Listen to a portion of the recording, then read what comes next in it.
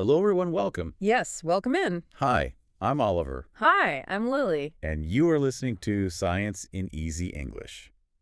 Today, we are tackling a really fascinating question. One simple sentence about today's topic.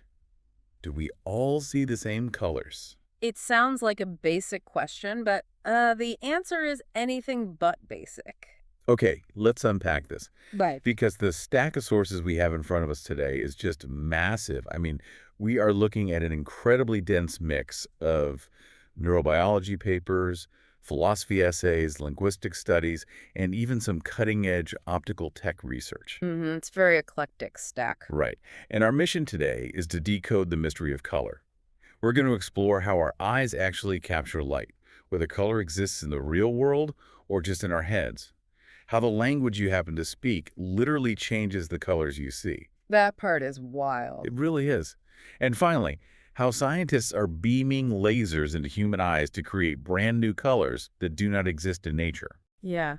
And if there is one overarching theme to keep in mind as we comb through all this research, it's that color isn't just a passive experience. You're not just a camera.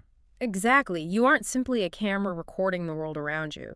Color is an active, dynamic construction by the brain. Every single time you look at a blue sky or a red apple, your visual system is performing an astonishing symphony of physics, biology, and computation. So let's start with the physical basics. Yeah. Because visible light is really just a tiny sliver of the electromagnetic spectrum, right? Right, ranging from about 400 to 700 nanometers. And our eyes capture that using specialized sensors called cones. But what fascinated me in these papers is how our biological hardware fundamentally restricts what we can do with that light. The trichromatic theory. Yeah, the trichromatic theory. They use this great analogy in the sources. Think about bubblegum pink. Okay. You will never find bubblegum pink in a rainbow. No, because pink isn't an actual wavelength of light. Right. Pink is an illusion. It's a mathematical mixture happening entirely in your head. The sources point out that if you wanted a crayon box containing every single visible color you're capable of seeing, you would need a box with 10 million crayons in it. Which is a staggering number. But what's fascinating here is that the straightforward lookup table theory of color, the idea that your cones just send basic signals to the brain to be perfectly mixed, isn't the whole story. Because if it were just a simple addition problem, we'd see things we currently can't. Exactly. If the system was just adding up short, medium, and long wavelengths, we would be able to see certain color combinations that are actually biologically impossible for us to perceive. I actually tried doing this while reading the paper. Oh, the visualization test. Yeah. So for you listening right now, try this. You can easily imagine a yellowish green, right? Like the skin of a ripening banana. Sure. And you can imagine a reddish blue, which is just purple. But try to imagine a reddish green. You can't do it. It just short circuits my brain. Yeah. It feels like trying to imagine a completely new emotion. Why can't we visualize that mixture? Because of something called color opponency. The cones in your eyes don't just send raw data straight to the visual cortex. They're wired together into these higher-level neural circuits that actively pit certain colors against each other. So they're fighting for dominance. In a way, yes. The specific circuit that processes green actually inhibits the circuit that processes red. They act in direct opposition to one another. That is exactly why a true reddish-green or yellowish-blue simply do not exist in our visual vocabulary. The processing is a complex system of checks and balances, not just dumping 3 inputs into a bucket. Precisely. Now, speaking of how the eye processes light, there's a common myth I want to bring up. I've always been told that we only really see color dead center in our vision. In the fovea. Right. Right.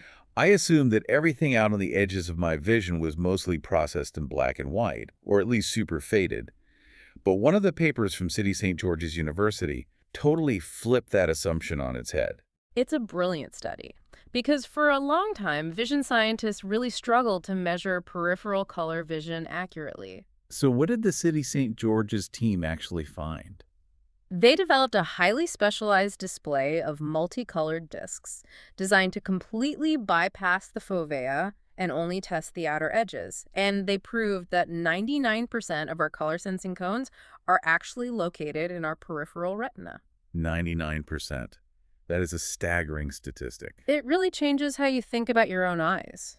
But wait, if 99% of our color sensors are out on the extreme edges, why does it feel like our peripheral vision is so weak? That comes down to the sheer computational load on the brain.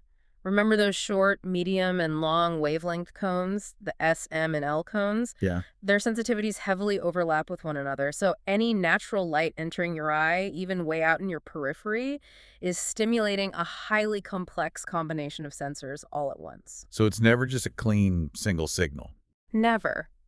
If you catch a glimpse of a yellow school bus driving by in the corner of your eye, your brain is instantly doing advanced calculus. It has to compare the overlapping, messy signals from millions of peripheral cones just to identify that one flash of yellow. So the bottleneck isn't the lack of sensors on the edge of the eye. No, the bottleneck is the processing power required to make sense of all that overlapping data. Man, our eyes and brains are basically biological supercomputers. Yeah. We're just constantly crunching overlapping variables, which naturally brings up a massive philosophical debate in this GAC that I've been dying to talk about. The realism debate. Yes, I want you, the listener, to picture a bright yellow banana again. Got it. Now, here's the million-dollar question. Is the yellowness actually on the banana, or is the yellowness entirely in your head? This is the classic color realism debate, and it has divided scientists and philosophers for literally centuries. It's wild that we still argue about this. Well, on one side, you have historical heavyweights like Galileo and modern color scientists like Semir Zeki. They argue that physical reality is completely colorless. Just a void of electromagnetic radiation. Basically. They believe objects merely reflect different wavelengths of radiation, and our brains essentially hallucinate the hues we see. In their view, color is strictly a psychological property. It simply doesn't exist outside of a conscious observer. But the other side of the debate pushes back hard on that. Yeah. The reflectance physicalists. Right, mostly philosopher. And they argue that color is absolutely a physical property of the world. They're saying that redness is just a physical property of a surface that causes it to reflect long wavelengths of light. The tomato is actually red because its surface has that specific physical trait, regardless of whether anyone is actually looking at it. And balancing that debate is tricky because the very mathematical definition of color has confused some of the greatest minds in history. I mean, exactly 100 years ago, Erwin Schrödinger. The famous physicist with the quantum cat thought experiment. The very same. A century ago, he sketched out a mathematical theory for how human beings perceive color. But his model had deep, frustrating flaws. It wasn't until just recently that researchers at Los Alamos National Laboratory finally completed Schrödinger's century-old theory. I read that they had to use incredibly advanced geometry to fix his math. How did they actually solve it? Well, Schrödinger's original model treated human color perception like a flat, perfectly symmetrical mathematical space. But human vision isn't symmetrical. It's messy and biological. Exactly. So the Los Alamos team used advanced Riemannian geometry to map out human color perception in 3 dimensions instead. And the key to their breakthrough was finally defining something called the neutral axis. How does that work visually? Imagine a 3-dimensional globe containing every color imaginable. The neutral axis is the solid core running straight through the center of that globe, from pure black at the bottom to pure white at the top, representing all the tones of gray. Okay, I can picture that. By establishing that physical geometric core, they corrected incredibly tricky visual quirks in Schrödinger's model, like the Bezold-Brooke effect. I saw that term in the paper, but honestly, the explanation was pretty dense. How does that effect actually play out in our daily lives? Have you ever noticed that as a room gets darker, the colors of the furniture seem to subtly change their shade, not just their brightness? Yeah, like a red couch looks slightly more purplish as the sun goes down. That is the Bezold-Brooke effect. Changing the intensity or brightness of a light actually causes the perceived hue to shift, even though the physical wavelength of the light bouncing off the couch hasn't changed at all. Wow. Establishing that neutral axis in the math finally accounted for why our brains do that. It is ultimate proof that human perception is not a direct one-to-one reflection of physical reality. Which naturally leads to the ultimate late-night staring at the ceiling conversation. Do you see the same red that I see? Yes, the oldest question in the book. And we finally have some hard neurological data to answer this, courtesy of a study published in the Journal of Neuroscience. It was a groundbreaking study. Researchers from the University of Tübingen and the Max Planck Institute put subjects in an fMRI scanner to monitor their brain activity while they looked at different colors. And what did the scans show? They found that the brain has distinct, mapped-out spatial patterns for different colors in the visual cortex. Like a physical map of red versus blue.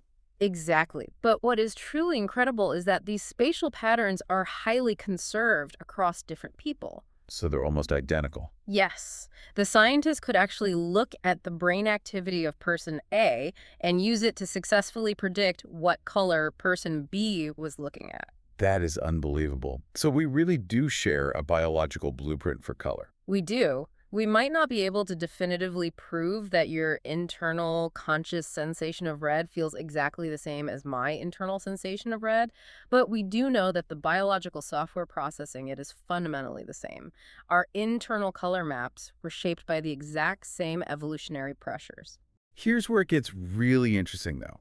Even though our biological hardware is shared, the language you speak literally changes how fast your brain processes those colors. The linguistic studies in this stack are phenomenal. Let's dig into that Norwegian and Lithuanian bilingual study, because this totally blew my mind. It raises such an important question about the intersection of linguistics and neuroscience. There's this long-standing hypothesis that the language we speak actually shapes our thoughts. Right. So the researchers tested this using bilingual individuals who speak both Norwegian and Lithuanian. Now, Norwegian generally just has one main basic word for blue, but Lithuanian has two distinct basic words. They have žydra for light blue and mėlyna for dark blue. Exactly. So the researchers tested these bilingual participants to see how fast they could visually distinguish between different shades of blue on a computer screen. And the processing speed actually changed depending on which language they were thinking in at the time. It's remarkable. When the participants were actively thinking in Lithuanian, meaning their Lithuanian vocabulary was primed and activated in their brain, they could distinguish the shades of blue significantly faster than when they were thinking in Norwegian. The specific words they had access to literally sped up their visual perception. The language is acting like a shortcut for the brain. And we see this linguistic shaping of color in other cultures, too. Researchers from MIT studied the Tsimane Society, an isolated population in the Bolivian Amazon.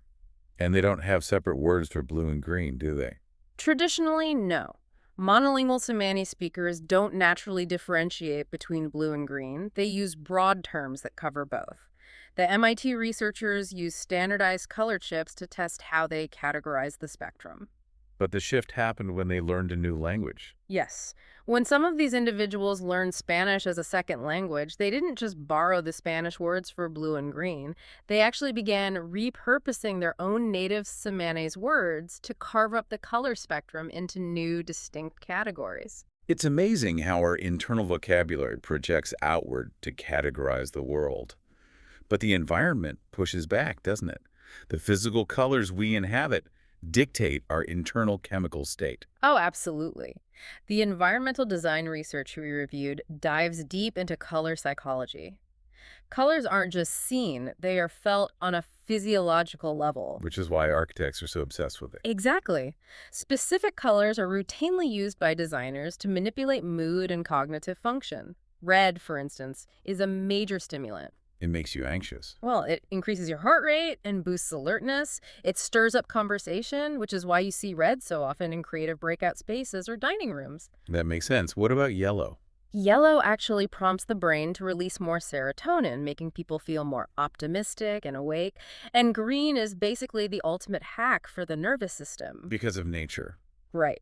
Exposure to green environments, even just painting a room green or adding a few plants, reduces fatigue, relieves stress, and actively improves concentration. And there was a medical education study by Diachenko and colleagues that took this even further. They looked at how color impacts learning. And the results were highly significant. They found that when dense study materials were heavily color-coded, students' memory retention and comprehension improved drastically. The brain uses color as a structural anchor to store and retrieve complex information. It relies on color to build a cognitive map. But what happens when that biological system breaks down? Right, color vision deficiency or color blindness. It affects over 10 million Americans alone. Usually it's a genetic condition where one or more of those three cone types in the retina are abnormal or completely missing. And diagnosing this in certain populations has always been incredibly difficult, especially if the patient can't verbally tell a doctor what they are seeing. Which is where this massive technological breakthrough comes in. The sources mentioned a new, completely non-invasive diagnostic tool using something called a steady-state visual evoked potential, or SSVP. How does an EEG reading brainwaves actually diagnose color blindness? It's actually very elegant.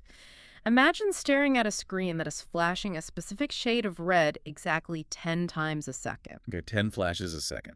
If you aren't colorblind, your visual cortex fires electrical pulses exactly 10 times a second in perfect rhythm with those flashes. The EEG simply listens for that specific electrical rhythm. Which is a process known as frequency tagging, right? Yes, frequency tagging. If the brainwave doesn't match the flash rate, the system immediately knows your eyes aren't processing that color.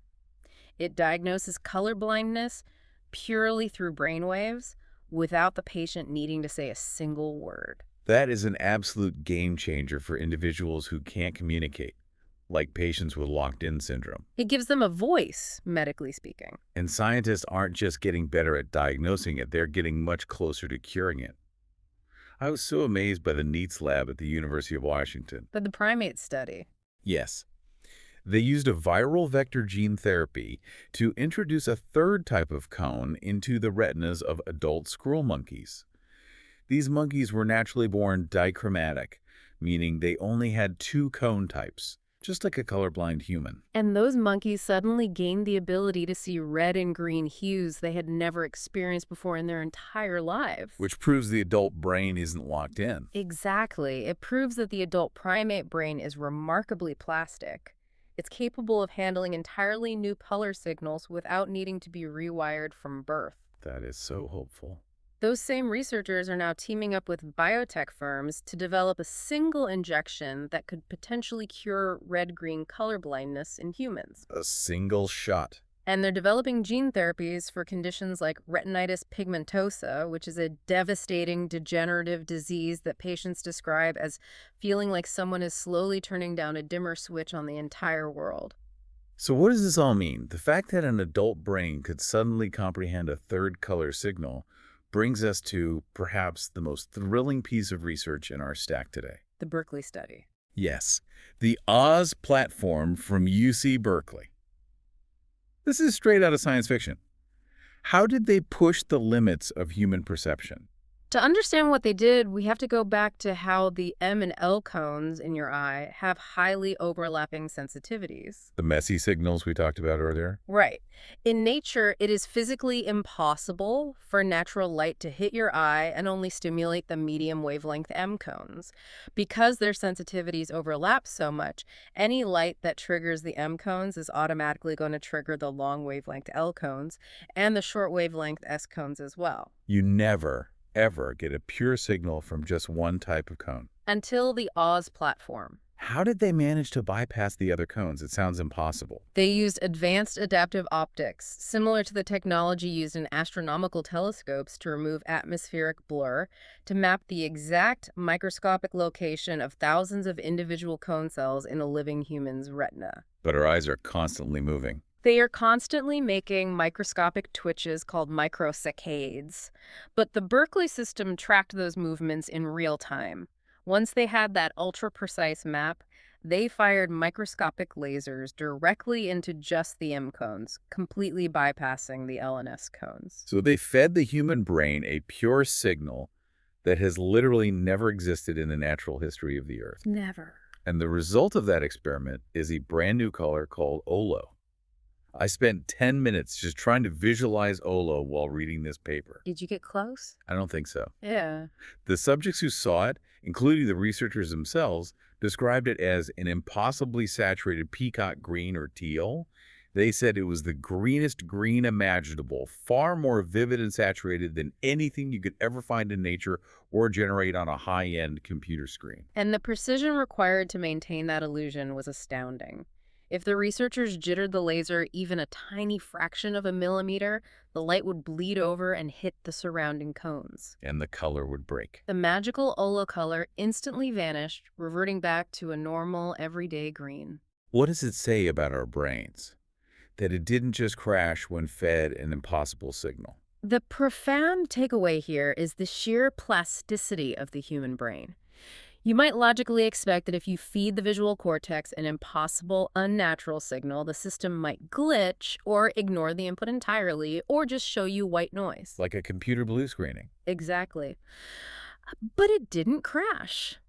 The human brain is so brilliantly adaptable, such a powerful meaning-making engine, that it effortlessly generated an entirely new dimension of conscious experience to make sense of the input. It invented Olo on the spot. It makes you realize that color truly is a miraculous collaboration.